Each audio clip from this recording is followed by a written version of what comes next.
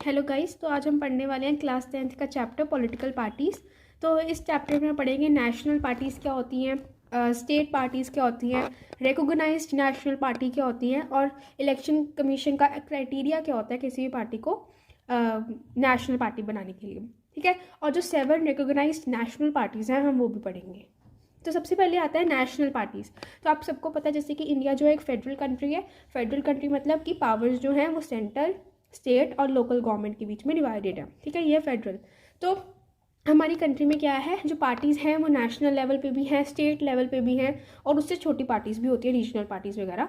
तो ठीक है, तो जो नेशनल पार्टीज़ हैं वो नेशनल जो लेवल है उस वहाँ पे भी हो सकती हैं, जैसे कि इंडिया के लेवल पे।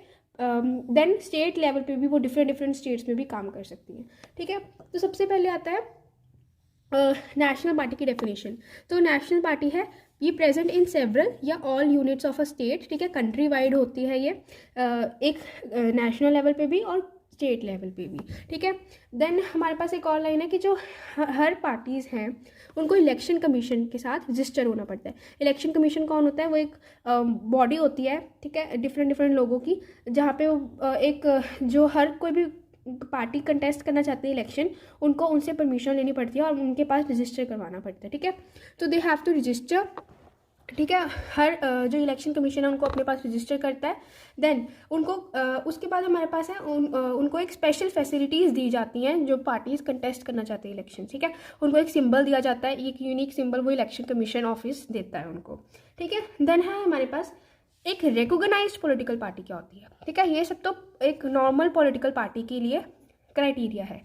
तो रिकॉग्नाइज्ड पॉलिटिकल पार्टी क्या होती है, parties that get this privilege and some other special facilities are recognized by election commission for this purpose। तो रिकॉग्नाइज्ड पॉलिटिकल पार्टी वो होती है जिनको ये सब चीज़ें तो मिलती ही हैं इलेक्शन कमीशन से, पर लेकिन उनको एक स्पेशल प्रिविलेज भी मिलते हैं, स्पेशल फैसिलिटीज़ भी मिल सकती हैं। वो डिफरेंट तरीके की फैसिलिटीज़ हो सकती हैं। ठीक है, वो होती है रिकॉग्नाइज्ड पॉलिटिकल पार्टी। ठीक है, और ये जो इलेक्शन कमीशन है ये इनको रिकॉग्नाइज स्टेटस जो है वो प्रोवाइड करता है। ठीक है, तो इनको बोलते हैं रिकॉग्नाइज्ड पॉलिटिकल पार्टीज। लेकिन जो हम अभी है क्राइटेरिया, कैसे एक जो पार्टी है वो रिकॉग्नाइज्ड पॉलिटिकल पार्टी बन जाती है, उसका क्राइटेरिया क्या है। ठीक है, नॉर्मली पार्टीज एग्जिस्ट करती हैं लेकिन एक रिकॉग्नाइज्ड स्टेटस के लिए उनको एक क्राइटेरिया जो है वो फुलफिल करना पड़ता है। अब ये क्राइटेरिया क्या है, a party that secures at least 6% of the total votes, at least 6% votes मिले। ठीक है, एटलीस्ट मतलब इतनी तो चाहिए ही है। ठीक है, किसकी 6%, total votes of the legislative assembly of a state. मतलब किसी भी स्टेट में इलेक्शन हो रहे हैं तो उनमें एटलीस्ट 6% वोट्स जो हैं उस असेंबली में से, उस लेजिस्लेचर में से जीते, वो स्टेट के लेजिस्लेचर में से, तो वो रिकॉग्नाइज पॉलिटिकल पार्टी बन सकती है। ठीक है, ये एक क्राइटेरिया है। सेकेंड क्राइटेरिया कि एटलीस्ट 2 सीटें तो जीते ही जीते। ये स्टेट की बात हो रही है। ठीक है, स्टेट में एटलीस्ट 2 सीटें तो जीते, मतलब पहले तो 6% वोट्स जीते, ठीक है, फिर 2 सीट्स जीते, तो वो एक रिकॉग्नाइज पॉलिटिकल पार्टी बन जाती है। ठीक है, अब ये है नेशनल पार्टी के रिकॉग्निशन के लिए, यह है स्टेट के लिए, यह है नेशनल पार्टी के रिकॉग्निशन के लिए। मतलब at least 6% votes, total 6% of the total votes in Lok Sabha या legislative assembly of a state. मतलब कि या तो 6% वोट्स जीते लोकसभा के इलेक्शन में, ठीक है, ये सेंटर की बात हो रही है नेशनल लेवल पे। ठीक है, या फिर लेजिस्लेटिव असेंबली में किसी 4 स्टेट्स में से वो इलेक्शंस जीते हों। ठीक है, 4 स्टेट्स में से वो जीते हों legislative assembly of the state, तो वो नेशनल पार्टी बन जाएगी। ठीक है, ये है फर्स्ट वाला। सेकंड भी उसको ये भी फुलफिल करना है, at least 4 seats in Lok Sabha, 4 seats वो लोकसभा में जीते तो वो नेशनल लेवल की रिकॉग्नाइज्ड पॉलिटिकल पार्टी बन जाएगी। ठीक है, ठीक है, नेशनल पार्टीज पढ़ने से पहले जो 7 नेशनल पार्टीज हैं उससे पहले मैं आपको स्टेट पार्टीज पढ़ा देती हूँ। स्टेट पार्टीज़ क्या होती हैं, स्टेट पार्टीज़ को रीजनल पार्टीज़ भी बोला जाता है। तो इलेक्शन कमीशन के पास इनको भी रजिस्टर होना पड़ता है। ठीक है, और इलेक्शन कमीशन इनको स्टेट पार्टीज़ और रीजनल पार्टीज़ की तरह क्लासीफाई कर देता है। ठीक है, तो यहाँ पे सम आर नॉट नेशनल, जो कुछ नेशनल लेवल की पार्टीज़ होती हैं।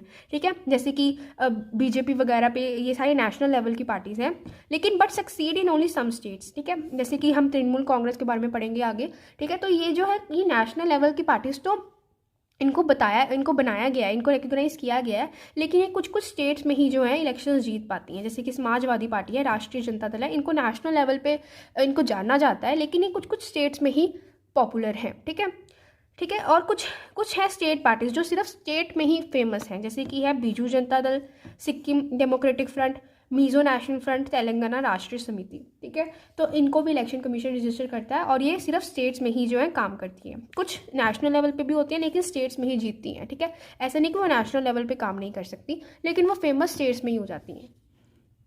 ठीक है, उसके बाद है इंपॉर्टेंस, स्टेट पार्टीज की क्या इंपॉर्टेंस है हमारे इंडिया में। तो सबसे पहले तो ये पार्टी सिस्टम को मोर डाइवर्स कर देती है। ठीक है, इंडिया में यही है कि इंडिया में डिफरेंट डिफरेंट डाइवर्सिटी है, डिफरेंट डिफरेंट लोगों के कल्चर के लोग रहते हैं, तो पार्टीज भी डिफरेंट डिफरेंट प्रोग्राम्स पॉलिसीज़ लेके आती हैं। ठीक है, इसलिए वो डाइवर्स बनाती हैं सिस्टम को। ठीक है, और जो हमारा पार्लियामेंट है उसको भी ये डाइवर्स बनाती है। पहले तो पार्टीज़ को डाइवर्स बनाती हैं, देन हमारे पार्लियामेंट को डाइवर्स बनाती हैं। देन 2014 से कोई भी पार्टी मेजॉरिटी नहीं बना पा रही है, तो ऑब्वियसली जो डिफरेंट छोटी मोटी पार्टीज़ है, रीजनल पार्टीज़, उनको भी इंपॉर्टेंस देनी पड़ती हैं ताकि अलाइंसेस बनाए जाए और फिर ये पार्टी पावर में आ जाए। ठीक है, अलाइंसेस बनाए जाते हैं स्टेट पार्टीज़ के साथ, रीजनल पार्टीज़ के साथ, क्योंकि उनको ये क्योंकि कोई भी मेजॉरिटी जो है नेशनल पार्टी को नहीं मिल पाती है। ठीक है, 1996 में हर स्टेट पार्टी को अपॉर्चुनिटी मिल रही है कि वो 96 के बाद कि वो नेशनल लेवल पे आके अपनी पार्टीज जो है वो बना पाएँ। ठीक है, इससे क्या है, स्ट्रेंथनिंग है हमारे फेडरलिज्म की, डेमोक्रेसी की। फेडरलिज्म मतलब ये होता है कि डिफरेंट डिफरेंट लेवल्स पे पावर डिस्ट्रीब्यूट हो रही है, तो फेडरलिज्म को ये स्ट्रॉन्ग करता है, डेमोक्रेसी को स्ट्रॉन्ग करता है, डिफरेंट लोगों को चांस मिलता है, छोटी पार्टीज़ को भी, रीजनल पार्टीज़ को भी, ताकि वो पावर में आ सके, अलाइंसेस बना सके। तो ये है स्टेट पार्टीज़ की इंपॉर्टेंस। नेक्स्ट है हमारे पास जो नेशनल पार्टीज़ हैं, इनके हमें कुछ कुछ जो इंपॉर्टेंट की पॉइंट्स हैं वो याद करने हैं। तो मैं आपको बताऊंगी आप इसको कैसे याद रख सकते हो। ठीक है, कुछ कुछ ही चीज़ें इनमें हमें याद रखनी है। तो सबसे पहले ऑल इंडिया तृणमूल कांग्रेस। ठीक है, AITC। हमें यहाँ पे याद रखना है कि कब फॉर्म हुई थी, 1 जनवरी 1998 को। तो अभी आप क्या करो, आप मूल से ना फूल याद रखो, मूल फूल। तो इसका सिंबल क्या है, फ्लावर्स एंड ग्रासेस। तो फूल से आपको याद रखना है कि ये फ्लावर्स और ग्रासेस हैं। ठीक है, और उसके लीडर क्या है, ममता बनर्जी। तो बैनर आपको याद रखना है। बैनर जैसे हम देखते हैं बैनर्स पे डेकोरेशन की होती है, फूल वगैरह बनाए होते हैं ताकि वो अट्रैक्टिव लगे। तो आपको याद रखना है कि बैनर पे क्या होते हैं, फूल वगैरह बने होते हैं, तो आपको वैसे याद रखना है। ठीक है, आपको डेट याद रखनी है, लीडर याद रखना है ममता बनर्जी। ठीक है, और कुछ कुछ इसकी आइडियोलॉजी याद रखनी है, और कौन सी 2-3 स्टेट्स का नाम याद रखना है जहाँ पे ये पावर में है। तो पहले तो है सेक्युलरिज्म एंड फेडरलिज्म। सेक्युलरिज्म मतलब इक्वल रिलीजन्स, फेडरलिज्म का मतलब मैंने बता दिया, डिफरेंट डिफरेंट लेवल की पावर में। तो आपको ये आइडियोलॉजी 1 नंबर के लिए याद रखनी है। ठीक है, आइडियोलॉजी, लीडर, डेट और उसका सिंबल। और स्टेट्स में तो ये इसकी मेजर पावर तो वेस्ट बंगाल में, आपको सबको पता है ममता बनर्जी का वेस्ट बंगाल में कंट्रोल है। और कुछ कुछ स्टेट्स, अरुणाचल प्रदेश, मणिपुर और त्रिपुरा, ये आप यहाँ पे याद रख लेना। ये चीज़ें याद रखने की ज़रूरत नहीं है, ये नहीं पूछी जाती, पर पढ़ लेना एक बार। नेक्स्ट है हमारे पास बहुजन समाज पार्टी। बहुजन का मतलब होता है ऑप्रेस्ड पीपल, जैसे कि दलित, आदिवासीज, OBCs, रिलीजियस माइनॉरिटीज़। तो ये बेसिकली इनको रिप्रेजेंट करने के लिए पार्टी बनाई गई है। ये 1984 में फॉर्म हुई थी।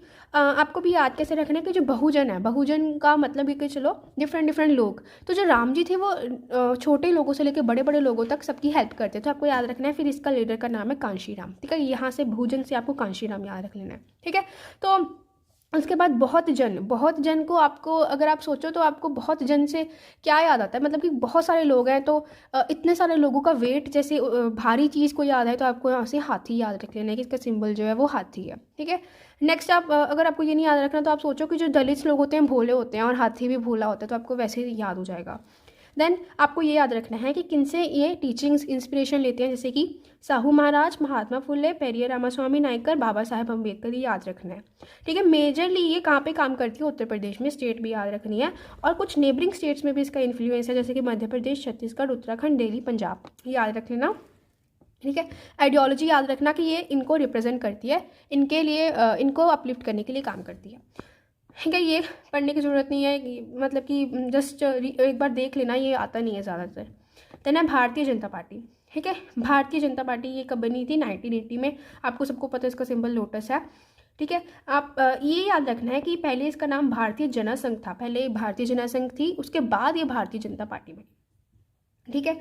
देन आप इसको ऐसे याद रख सकते हो, जैसे जो भारतीय लोग हैं वो श्याम जी को, कृष्ण जी को बहुत मानते हैं, तो आप ऐसे याद रखना कि जो भारतीय लोग हैं वो श्याम प्रसाद मुखर्जी श्याम जी को मानते हैं। आपको यहाँ से याद आएगा कि इन्होंने बनाई थी, और उनको हम फूल लोटस वगैरह चढ़ाते हैं, ठीक है, तो आपको उसका सिंबल याद रह जाएगा। देन हमारे पास है इसकी आइडियोलॉजी, इंपॉर्टेंट है, ये हिंदुत्व को बहुत इंपॉर्टेंस देते हैं, ठीक है, हिंदुत्व को। और ये किससे इंस्पिरेशन लेते हैं? दीनदयाल उपाध्याय के इंटीग्रल ह्यूमनिज्म के और अंत्योदय से।